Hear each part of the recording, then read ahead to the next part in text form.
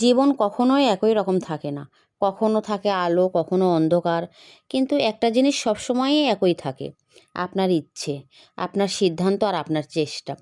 আজ আপনি যেখানে দাঁড়িয়ে আছেন সেটা আপনার শেষ গন্তব্য নয়, বরং নতুন শুরুর প্রথম ধাপ।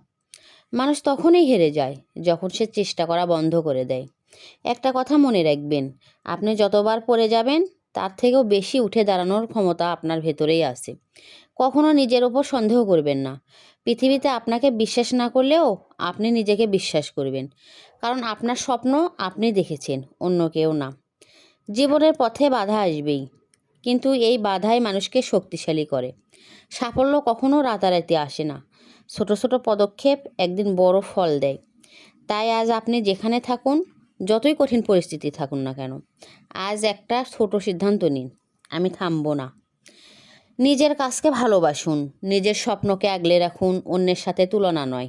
তুলনা করুন নিজের আগের দিনের সঙ্গে। আপনি কি একটু ভালো হচ্ছেন?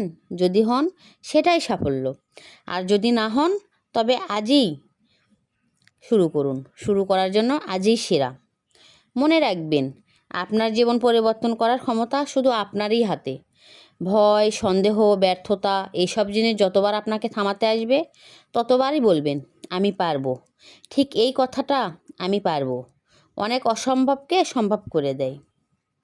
তাই আজ থেকে প্রতিদিন নিজের উদ্দেশ্যে এক ধাপ এগিয়ে যান। আপনি পারবেন, অবশ্যই পারবেন।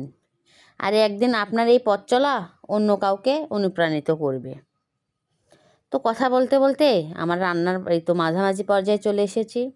আজকে আমি দুপুরে রান্না করতেছি ফুলকপি, বেগুন দিয়ে, টমেটো দিয়ে, আপনার কুমড়া বড়ি মাছ দিয়ে ঝোল। তো টমেটোটা একটু পরে দেব, আগে বেগুন ফুলকপি দিয়ে রান্নাটা একটু কষায় নিব, তারপর টমেটো দিব। আসলে ফুলকপি তরকারিটা অনেক মজার হয়, শীতকালীন সবজি তো, আমার বাচ্চাদেরও খুব পছন্দ ফুলকপিটা, টমেটো ফুলকপি। শীতকালীন সব সবজি প্রায় খুব ভালো পছন্দের। শীতকাল আসলে অনেক রকমের সবজি পাওয়া যায়, তো ফুলকপি দিয়ে আমি একটু টমেটো দিয়ে যে মাছ দিয়ে কুমড়া বড়ি দিয়ে ঝোল করব, তাই দুপুরের রান্নাটা আপনাদের সঙ্গে শেয়ার করতে আসলাম। তো আমার রান্নাটা দেখেন সবাই শেষ পর্যন্ত। ভালো থাকবেন সবাই, সুস্থ থাকবেন এই কামনা করে বিদায় নিচ্ছি। আল্লাহ হাফিজ।